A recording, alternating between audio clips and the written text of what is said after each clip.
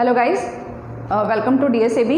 और हमारा आज का टॉपिक है यूकेरियोटिक सेल, जो कि कोशिका का सेकेंड पार्ट है। और कोशिका का जो पहला पार्ट था वो प्रोकैरियोटिक सेल पे था, और आज हम यूकेरियोटिक सेल पे फोकस करेंगे। यूकेरियोटिक सेल जो है वो ऐसा सेल होता है जिसमें कि न्यूक्लियस प्रेजेंट होता है। और यूकेरियोट्स ये दो शब्दों से मिलकर के बना है, जिसमें यू का मतलब होता है ट्रू और कैरियोट्स का मतलब होता है न्यूक्लियस। मतलब वो कोशिका या वो सेल जिसमें कि ट्रू न्यूक्लियस प्रेजेंट होता है। ट्रू न्यूक्लियस का मतलब ये है कि जब हमने इसकी पिछली वाली वीडियो में देखा था कि प्रोकैरियोटिक सेल में न्यूक्लियस जो है वो उपस्थित नहीं होता, ये प्रोकैरियोटिक सेल में क्या होता है, उनका जो भी जेनेटिक मटेरियल है वो सारा का सारा जेनेटिक मटेरियल एक किसी निश्चित स्थान पर किसी एक सेल में ही फोकस रहता है, जिसको हम लोग न्यूक्लियस ना कह करके न्यूक्लियोइड कह रहे थे। पर क्योंकि जेनेटिक मटेरियल हर एक कोशिका में होता है, प्रोकैरियोटिक कोशिका में भी होता है, वैसे ही यूकेरियोटिक कोशिका में न्यूक्लियस जो है पूरा जेनेटिक मटेरियल एक मेम्ब्रेन से घिरा होता है, इसीलिए हम इसको ट्रू न्यूक्लियस कहते हैं। और एक और इम्पॉर्टेंट पॉइंट ये है इसमें कि जो भी यूकेरियोटिक कोशिका होती है उसमें मेम्ब्रेन बाउंड ऑर्गेनेलीज प्रेजेंट होते हैं। मेम्ब्रेन बाउंड ऑर्गेनेलीज का मतलब ये है कि अगर हम एक ऐसा एक कोशिका बनाएं तो इस कोशिका के अंदर बहुत सारे छोटे छोटे हमको अलग अलग से पार्टिकल्स भी दिखाई देते हैं, जो कि ये सारे के सारे मेम्ब्रेन से ही घिरे हैं। जैसे कोशिका जो है वो मेम्ब्रेन से घिरी होती है, वैसे ही सारे ऑर्गेनेलीज हैं वो भी मेम्ब्रेन से घिरा होता है। इसी को हम मेम्ब्रेन बाउंड ऑर्गेनेलीज कहते हैं। हिंदी में हम इसको ऑर्गेनेलीज को हम अंगक कहते हैं। कोशिका के अंगक, जैसे हमारी बॉडी के अंग होते हैं लिवर, किडनी, ब्रेन, वैसे ही कोशिका के भी अलग अलग अंगक होते हैं। और ये सारे जो ऑर्गेनेलीज हैं, ये अंगक हैं, वो बहुत सारे अलग अलग टाइप का फंक्शन परफॉर्म करते हैं, जो हम आगे देखेंगे। इन मेम्ब्रेन बाउंड ऑर्गेनेलीज में ये सारे ऑर्गेनेलीज जो हैं ये आते हैं, जैसे nucleus, mitochondria, endoplasmic reticulum, Golgi apparatus, lysosome और क्लोरोप्लास्ट। ये एक कोशिका है जिसमें आपको बहुत सारे अलग अलग ऑर्गेनेलीज या अंगक दिख रहे होंगे।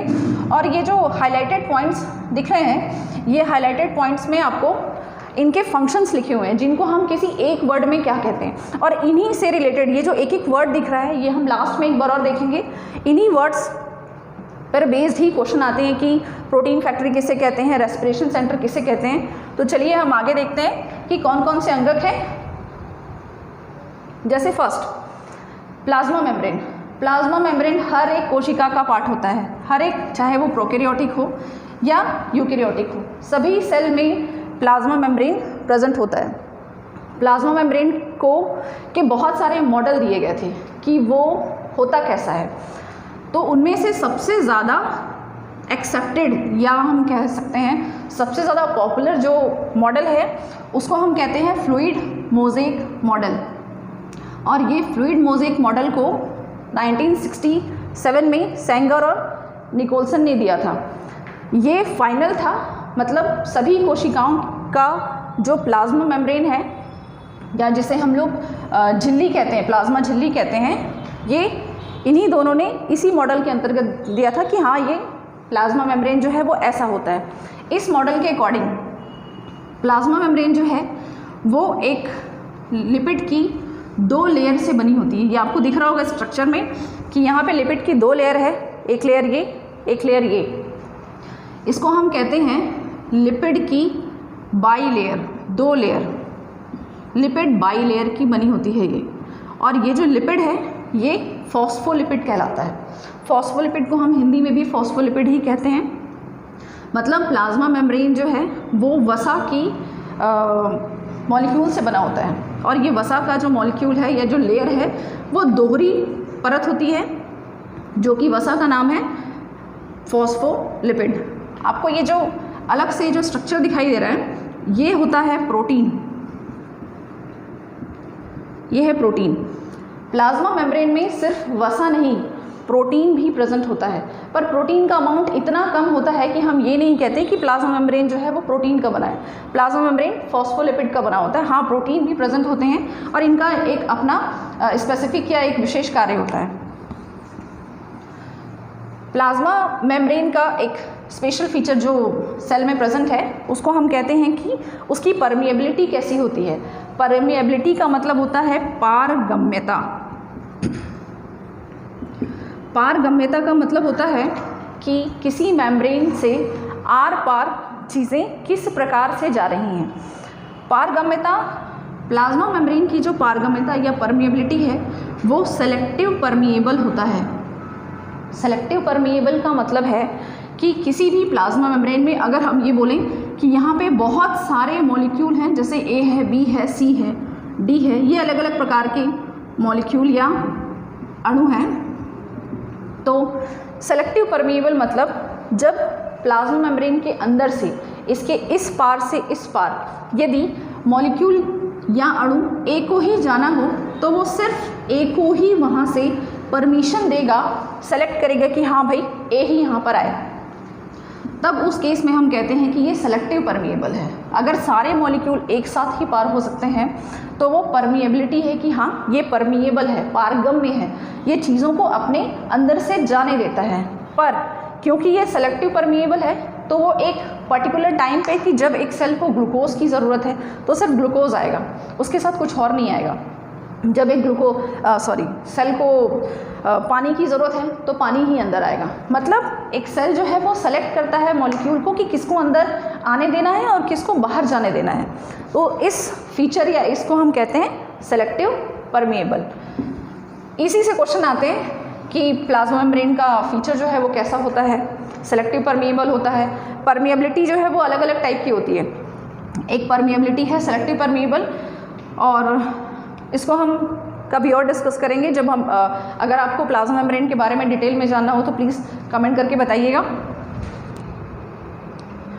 नेक्स्ट ऑर्गेनेलीज है न्यूक्लियस एंड एंडोप्लाज्मिक रेटिकुलम।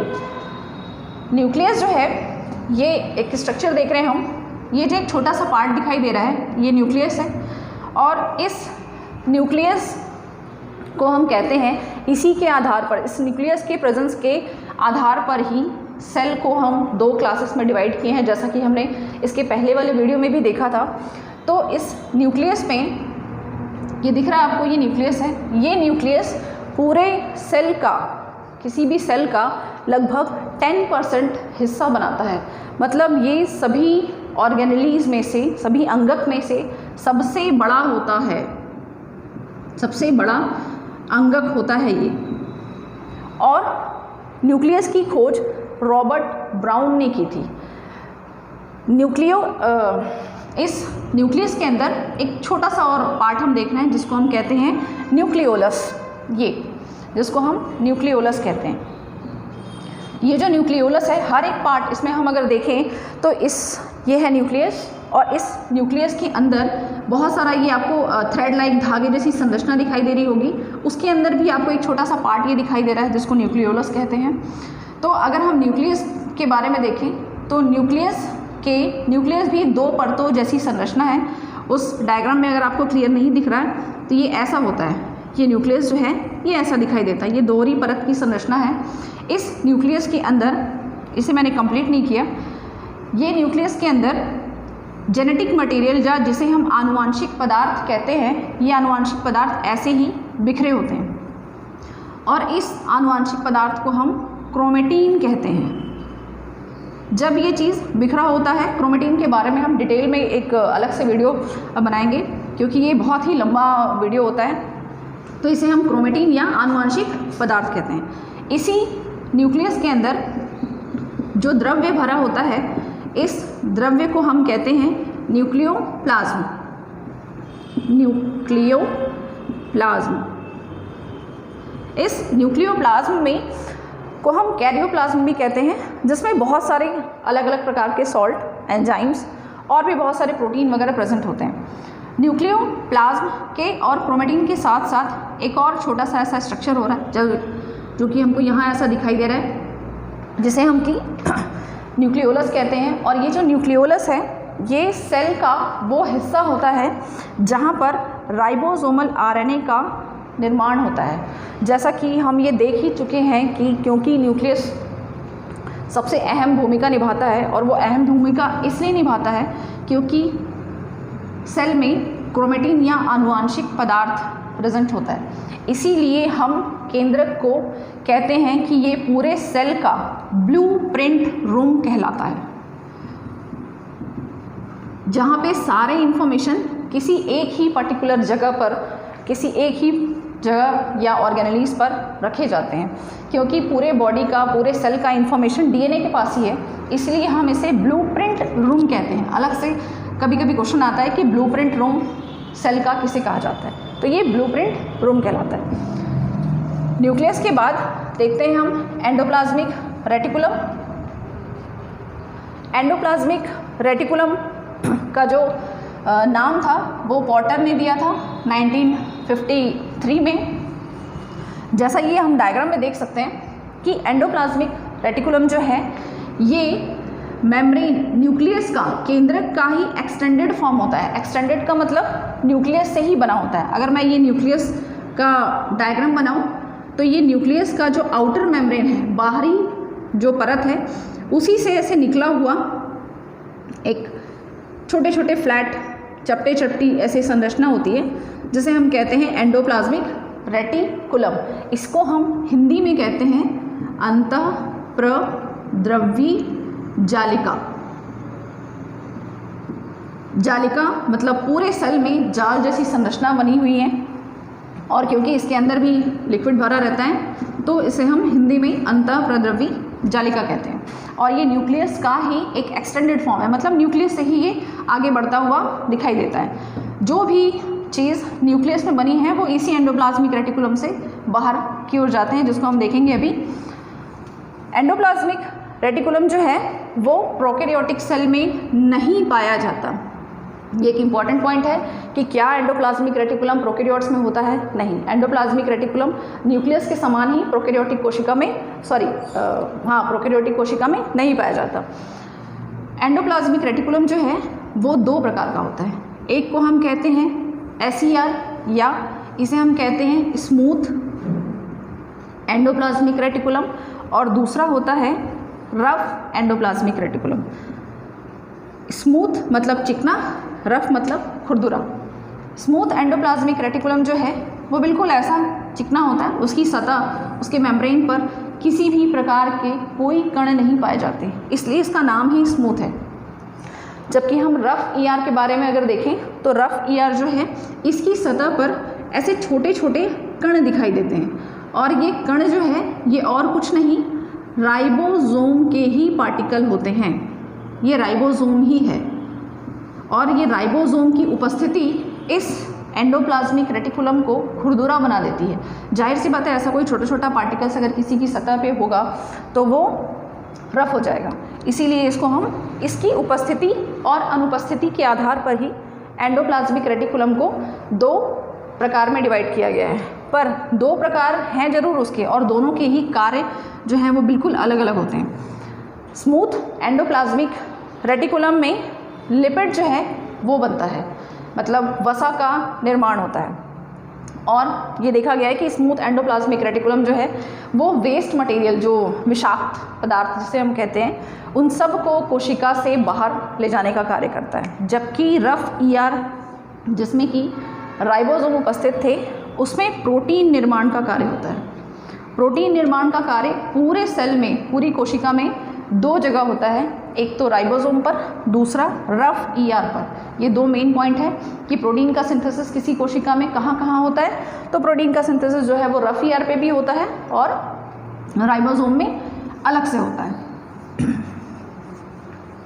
अब हम देखते हैं आगे गोल्जी बॉडी या डिक्टियोसोम।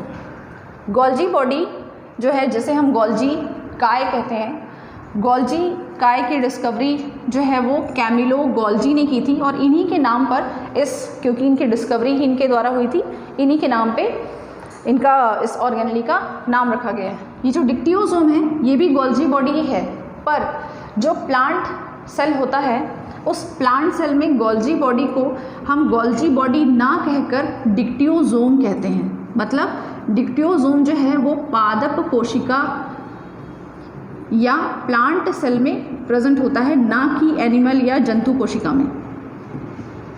ये एक इम्पॉर्टेंट पॉइंट है। गोल्जी बॉडी जो है इसमें इस डायग्राम के थ्रू देखते हैं हम, अगर हम ये कहें कि ये रफ ईयर है, इस रफ ईयर से जस्ट जुड़ा हुआ ही ऐसे छोटे छोटे बैग लाइक स्ट्रक्चर आपको दिख रहे होंगे, ये है ये सारे बैग लाइक स्ट्रक्चर हैं, और ये जो है ये गोल्जी बॉडी कहलाता है। इस गोल्जी बॉडी का जो हिस्सा ईयर के पास होता है उसे हम कहते हैं सिस गोल्जी, और जो हिस्सा ईयर से दूर होता है उसे हम कहते हैं ट्रांस गोल्जी। ये है ट्रांस और ये है सिस। गोल्जी बॉडी का मेन फंक्शन ये है कि गोल्जी बॉडी में प्रोटीन जो हैं उनका मॉडिफिकेशन किया जाता है। गाइस ऐसा है कि प्रोटीन जब बनते हैं राइबोसोम में बने, चाहे वो रफ ईआर में बने, कहीं भी बने, तो कोई भी प्रोटीन डायरेक्टली फंक्शन नहीं करता। प्रोटीन को काम करने के पहले कुछ उसमें चेंजेस करने पड़ते हैं जिसे हम प्रोटीन का मॉडिफिकेशन कहते हैं, और इस प्रोटीन का मॉडिफिकेशन या जो हम कहते हैं कि उसकी संरचना में कुछ थोड़ा थोड़ा चेंज करना, वो गोल्जी बॉडी में ही किया जाता है। यही इसका मेन कार्य है। और दूसरा मेन कार्य है कि गोल्जी बॉडी को हम पूरी कोशिका का ट्रैफिक पुलिस कहते हैं।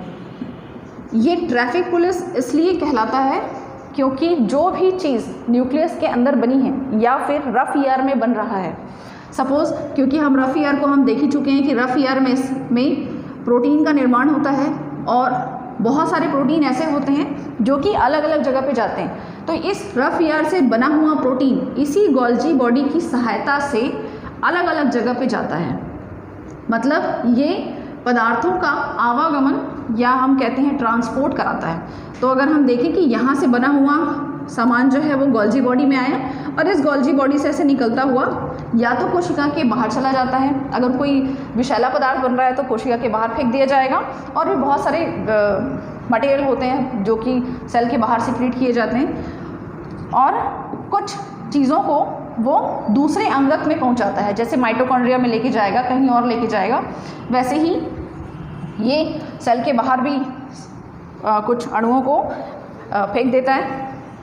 इसीलिए क्योंकि एक जगह से दूसरे जगह पे, और इसी हम ट्रैफिक पुलिस के साथ साथ इसे हम कहते हैं कि ये पोस्ट ऑफिस है, सेल का पोस्ट ऑफिस। ये दो शब्द ऐसे हैं कि ट्रैफिक पुलिस भी आपको दिखाई देगा और आपको कहीं कहीं दिखाई देगा कि हाँ ये पोस्ट ऑफिस के जैसा कार्य करता है। जैसे चिट्ठी आती है एक जगह पे और फिर उसको वहाँ से हम यहाँ पर अलग अलग जगह पे पहुँचाते हैं, वैसे ही ये अलग अलग सामान को या अलग अलग टाइप के प्रोटीन को उनकी अपनी जगह पे पहुँचा देता है। जैसे कि चिट्ठी या डाकिया हमारे घर पे अलग चिट्ठी पहुँचाता है। नेक्स्ट ऑर्गेनेली है हमारा माइटोकॉन्ड्रिया। माइटोकॉन्ड्रिया जो है वो उसका नाम ही बताता है कि वो माइटोकॉन्ड्रिया क्यों है। माइटो का मतलब होता है धागा, और कॉन्ड्रिया मतलब संरचना, एक धागे जैसी संरचना। मतलब अगर हम किसी सेल के अंदर देखें कि माइटोकॉन्ड्रिया कैसा दिख रहा है, डायग्राम में ये ऐसा दिखाई नहीं दे रहा, पर अगर हम ऐसा देखेंगे तो ये माइटोकॉन्ड्रिया जो है ये से छोटा छोटा धागे जैसी संरचना दिखाई देती है। अब ये जो धागे जैसी संरचना है वो माइटोकॉन्ड्रिया कहलाता है। माइटोकॉन्ड्रिया को सबसे पहले खोजा किसने था? ऑल्टमैन ने। इस पे अक्सर क्वेश्चन आते हैं कि माइटोकॉन्ड्रिया की डिस्कवरी जो है वो किसने की थी? तो माइटोकॉन्ड्रिया की डिस्कवरी जो है वो ऑल्टमैन ने 1898 में की थी। पर ये जो नाम है माइटोकॉन्ड्रिया, ये ऑल्टमैन ने नहीं दिया था, ये दिया था कार्ल बेंडा ने। तो ये दो अलग अलग क्वेश्चंस बनते हैं यहाँ पे कि डिस्कवरी किसने की थी और नाम किसने दिया था। तो डिस्कवरी की थी ऑल्टमैन ने और नाम दिया था बेंडा ने। माइटोकॉन्ड्रिया के बारे में तो हम ऑलमोस्ट बहुत लोग हैं जो जानते ही हैं कि माइटोकॉन्ड्रिया को हम लोग कोशिका का पावर हाउस कहते हैं। पर हम इसे पावर हाउस कहते क्यों हैं? क्योंकि माइटोकॉन्ड्रिया में ही एनर्जी या ऊर्जा का जनरेशन होता है, ऊर्जा का निर्माण होता है। और ये जो ऊर्जा है, ये ऊर्जा एटीपी के रूप में बनता है। हमारी कोशिकाओं में जो एनर्जी का डेवलपमेंट होता है या फॉर्मेशन होता है, वो एनर्जी का फॉर्मेशन एटीपी के रूप में होता है। और इस एटीपी का पूरा नाम है एडिनोसाइन ट्राईफॉस्फेट। तो ज़्यादा अमाउंट में जो एटीपी है वो माइटोकॉन्ड्रिया में ही जनरेट होती है, क्योंकि एटीपी का जनरेशन माइटोकॉन्ड्रिया में होता है। और जब हम सांस लेते हैं तो जिसे हम श्वसन कहते हैं, सांस लेते समय जो हम खाना खाते हैं उस ग्लूकोज का कन्वर्जन जब छोटे छोटे अणुओं में हो जाता है, तब या हम कहते हैं कि ग्लूकोज जब हम रेस्पिरेशन करते हैं तो ग्लूकोज जो है वो बहुत छोटे छोटे मॉलिक्यूल्स में टूट जाता है। और इसी के समय इस ग्लूकोज को तोड़ने के लिए ही हमें ऑक्सीजन की ज़रूरत होती है, जो हम कभी दूसरे वीडियो में देखेंगे इसके बारे में डिटेल। लेकिन ग्लूकोज जब इन छोटे छोटे मॉलिक्यूल्स में या ऑक्सीजन के प्रेजेंस में टूटता है तब बहुत ज़्यादा एनर्जी बनती है, जो कि एटीपी के रूप में बनती है। और ये जो एटीपी है, ये पूरा श्वसन का कार्य जो है वो माइटोकॉन्ड्रिया में ही जाकर के संपन्न होता है। ये नहीं कह सकते हम कि श्वसन का कार्य जो है वो पूरा का पूरा माइटोकॉन्ड्रिया में होता है, नहीं। श्वसन का कार्य जो है वो कोशिका द्रव्य से प्रारंभ होकर माइटोकॉन्ड्रिया में समाप्त होता है। इसीलिए क्योंकि माइटोकॉन्ड्रिया उसमें एक बहुत बड़ी भूमिका निभाता है, इसीलिए हम लोग माइटोकॉन्ड्रिया को श्वसन गृह कहते हैं, रेस्पिरेशन सेंटर कहते हैं इसे हम। सेल का रेस्पिरेशन सेंटर कहलाता है ये। और ये जो माइटोकॉन्ड्रिया है ये भी प्रोकैरियोटिक कोशिका में नहीं पाया जाता। इसे हम इस स्ट्रक्चर में अगर हम इसको देखें, हम इसे बहुत डिटेल में नहीं पढ़ रहे हैं क्योंकि माइटोकॉन्ड्रिया के बारे में अगर हम जानने लगे तो ये एक बहुत बड़ा वीडियो बनता है इस पर, उसे हम किसी और उसमें देखेंगे। अगर आपको माइटोकॉन्ड्रिया पर या किसी भी ऑर्गेनेलिस के लिए वीडियो चाहिए होगा तो प्लीज़ कमेंट में बताइएगा। माइटोकॉन्ड्रिया जो है ये भी दोहरी संरचना है, 2 परत से बनी संरचना है। एक हम देख सकते हैं ये, और दूसरी जो है ये। माइटोकॉन्ड्रिया की अंदर ये जो बाहरी परत है, ये बाहरी परत बिल्कुल आपको सिंपल दिखाई देती है ऐसी, लेकिन जो आंतरिक परत है वो ऐसी फोल्ड दिखाई देती है, ऐसा वलय जिसे हम कहते हैं फोल्ड। इस वलय जैसी संरचना को हम कहते हैं क्रिस्टी, ये क्रिस्टी कहलाता है।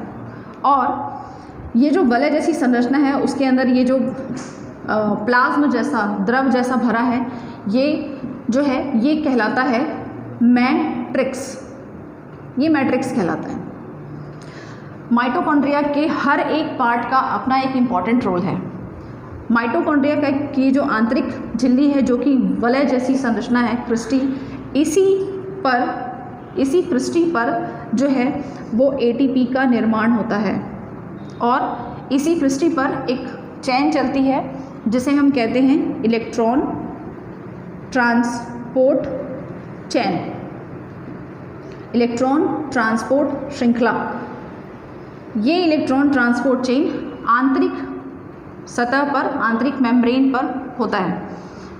इसके बाद हम देखते हैं कि ये मैट्रिक्स जो है, इस मैट्रिक्स में एक क्वेश्चन आता है इस पर कि एक साइकिल जो है वो कहाँ चलती है। उस साइकिल का नाम है क्रेब्स साइकिल। क्रेब्स साइकिल, ये जो क्रेब्स साइकिल है, ये क्रेब्स साइकिल माइटोकॉन्ड्रिया के मैट्रिक्स में चलता है।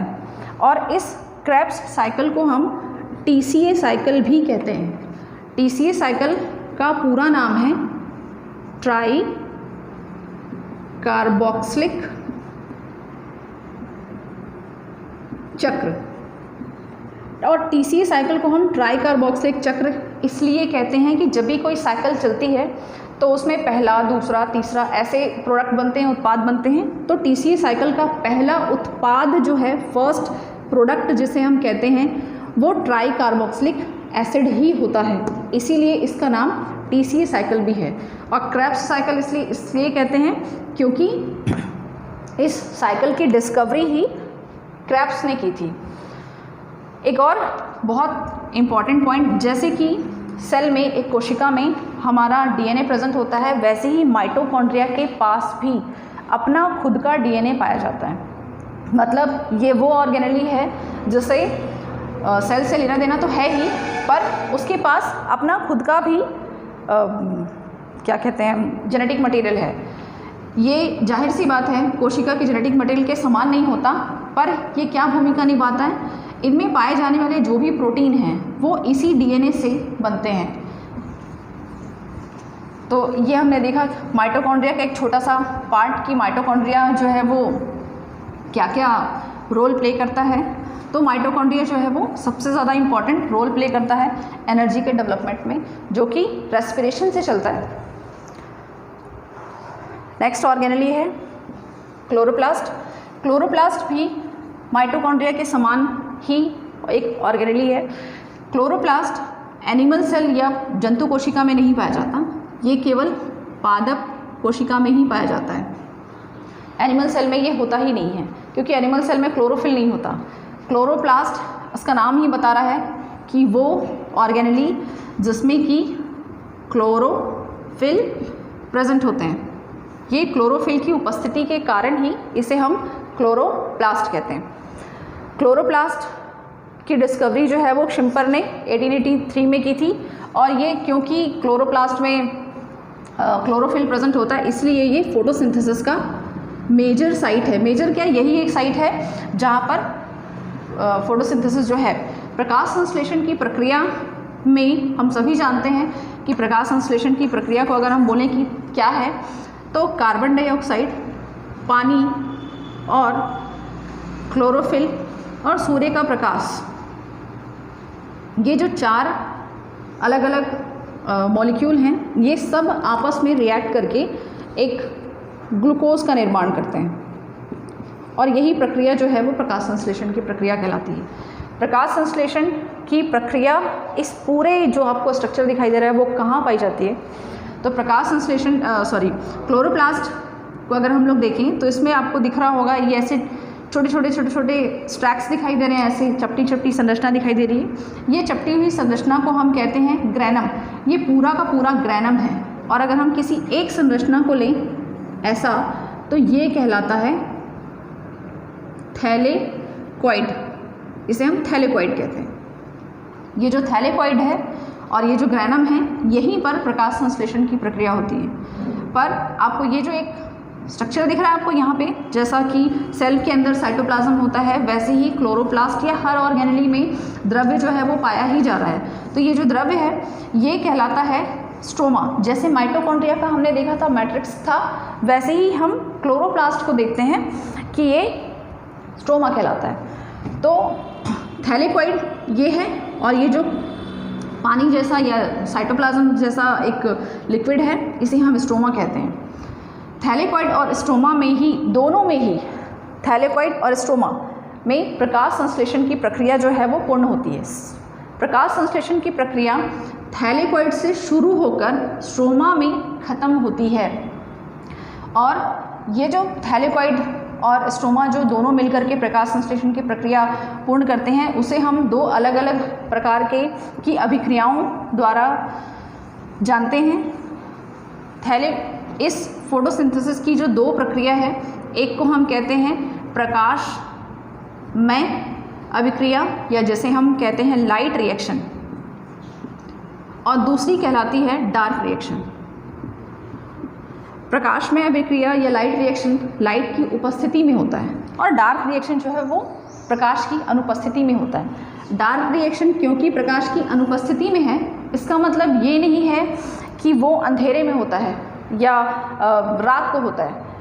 रात को नहीं, ये दिन में भी होता है। बस इस रिएक्शन को चलने के लिए प्रकाश की ज़रूरत नहीं होती, दिन में भी चलता है ये। पर प्रकाश, ये जो लाइट रिएक्शन है, ये केवल दिन में ही चल सकता है, क्योंकि सूर्य का प्रकाश जो है वो रात में अवेलेबल ही नहीं होता। तो ये जो लाइट रिएक्शन है ये थैलेकॉइड में चलता है,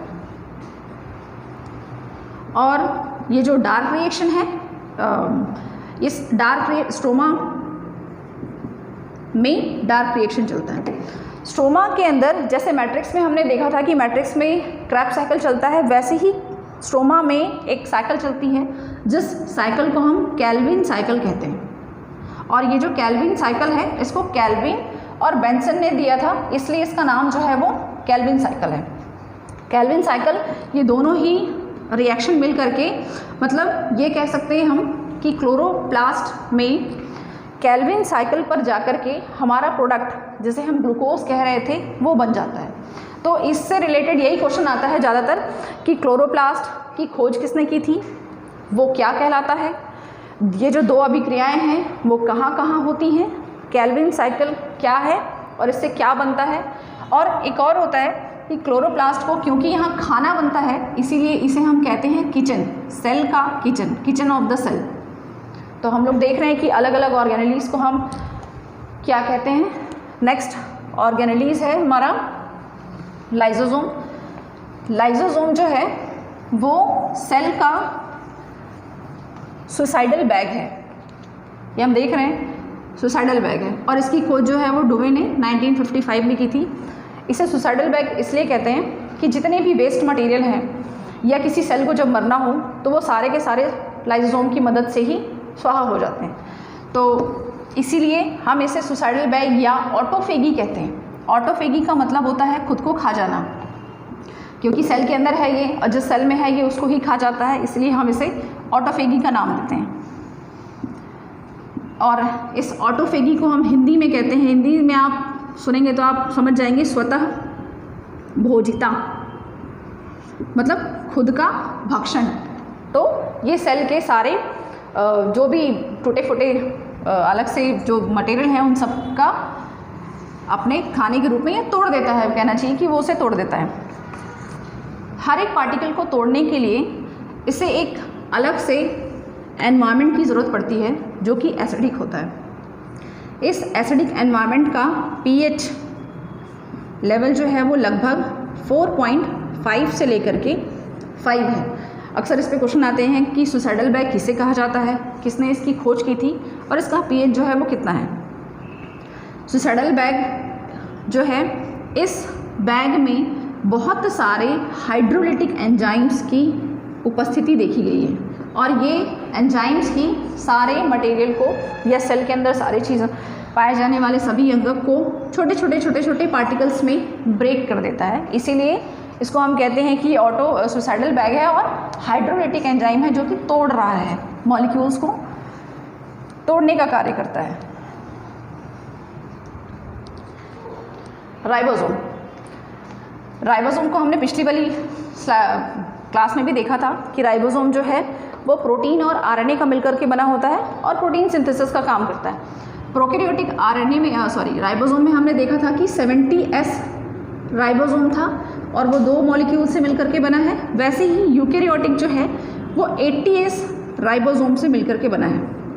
इसका जो बड़ा वाला पार्ट है वो 60S कहलाता है और जो छोटा पार्ट है वो 40S राइबोसोम है। और ये जो अलग से मॉलिक्यूल आपको दिखाई दे रहे हैं ये प्रोटीन के पार्टिकल्स हैं। जैसे कि यूकैरियोटिक सेल में हम देखें तो 60S में ये जो छोटे छोटे हैं लगभग 45 टाइप के प्रोटीन प्रेजेंट हैं और ये जो है ये अलग अलग प्रकार के आरएनए हैं। मतलब ये आरएनए और प्रोटीन का बना है। मेन कार्य आप लोग जानते ही हैं कि ये प्रोटीन फैक्ट्री है, जितना भी प्रोटीन है वो इस राइबोसोम पर ही बनता है। एंडोप्लाज्मिक रेटिकुलम में हमने देखा था कि क्योंकि उस पर राइबोसोम ऐसे प्रेजेंट है इसलिए वहाँ भी प्रोटीन बन रहा था। तो ये था गाइस सारी कोशिकाओं का एक सार। मैंने आपसे कहा था कि हम एक देखेंगे, ये जो आपको दिखाई दे रहा है स्लाइड, इसमें आप देखिए हमने क्योंकि सभी ऑर्गेनेलीज के बारे में देख लिया तो ये देखिए ये जो आपको न्यूक्लियस दिखाई दे रहा है ये ब्लूप्रिंट कहलाता है। ये जो आपको गोल्जी बॉडी है ये आपको ट्रैफिक पुलिस के रूप में दिखाई दे रहा है। ये जो प्रोटीन ये जो राइबोसोम है ये राइबोसोम जो है वो प्रोटीन फैक्ट्री के रूप में है। माइटोकॉन्ड्रिया जो है वो रेस्पिरेशन सेंटर के रूप में है।